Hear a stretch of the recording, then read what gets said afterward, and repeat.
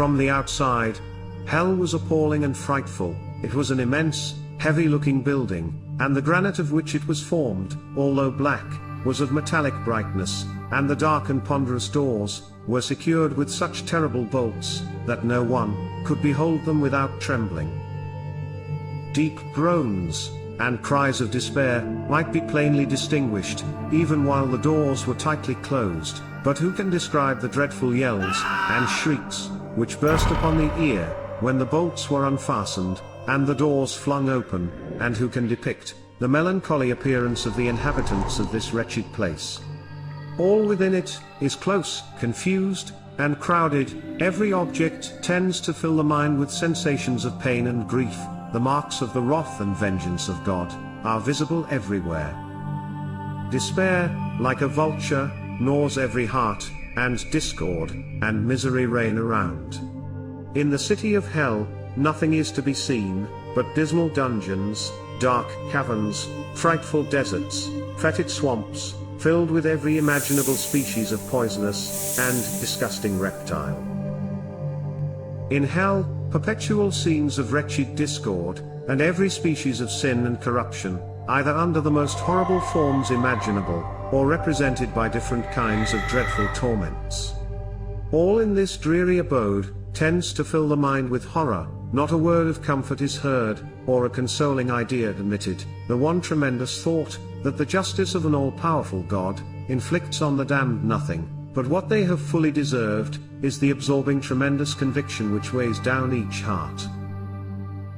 Vice appears in its own grim, disgusting colors, being stripped of the mask under which it is hidden in this world, and the infernal viper is seen devouring those who have cherished or fostered it here below. In a word, hell is the temple of anguish and despair.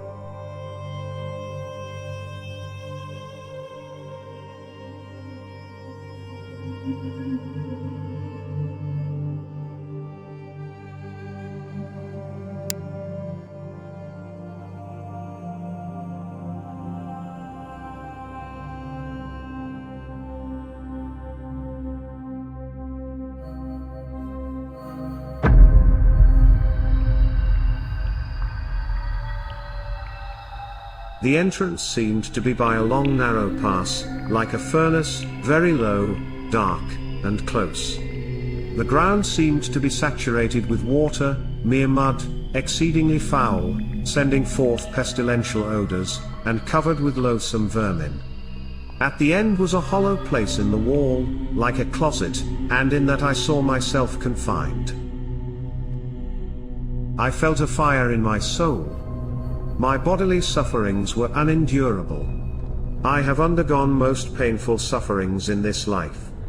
Yet all these were as nothing in comparison with what I felt then, especially when I saw that there would be no intermission, nor any end to them. I did not see who it was that tormented me, but I felt myself on fire, and torn to pieces, as it seemed to me, and, I repeat it, this inward fire and despair are the greatest torments of all.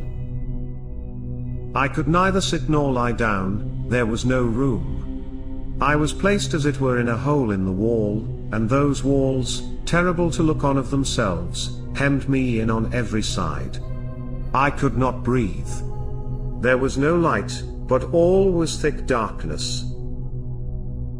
I was so terrified by that vision, and that terror is on me even now while I am writing, that though it took place nearly 6 years ago, the natural warmth of my body is chilled by fear even now when I think of it.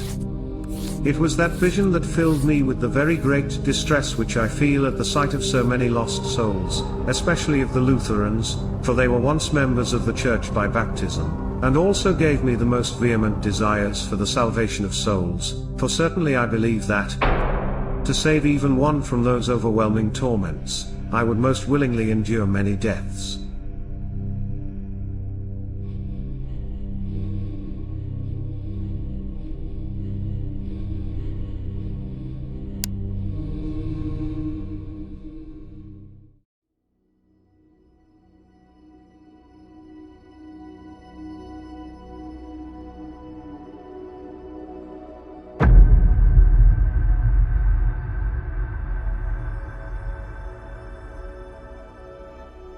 I, Sister Faustina, by the order of God, have visited the abysses of hell, so that I might tell souls about it, and testify to its existence.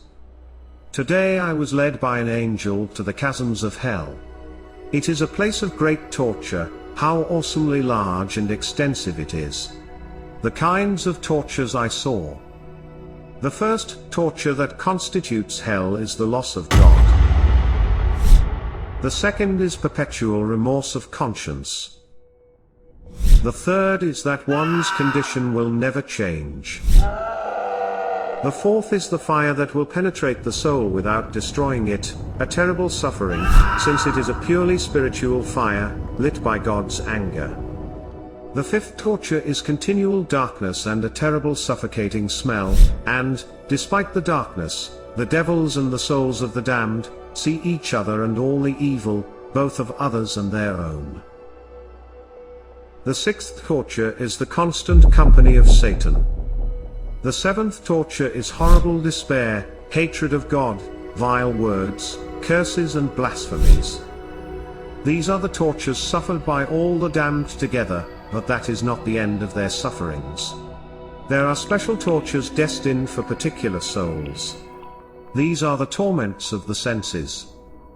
Each soul undergoes terrible and indescribable sufferings, related to the manner in which it has sinned. There are caverns and pits of torture where one form of agony differs from another. I would have died at the very sight of these tortures if the omnipotence of God had not supported me. Let the sinner know that he will be tortured throughout all eternity, in those senses which he made use of to sin. I am writing this at the command of God, so that no soul may find an excuse by saying there is no hell, or that nobody has ever been there, and so no one can say what it is like. What I have written is but a pale shadow of the things I saw. But I noticed one thing. That most of the souls there are those who disbelieve that there is a hell. When I came to, I could hardly recover from the fright. How terribly souls suffer there. Consequently, I pray even more fervently for the conversion of sinners. I incessantly plead God's mercy upon them. O my Jesus, I would rather be in agony until the end of the world, amidst the greatest sufferings, than offend you by the least sin.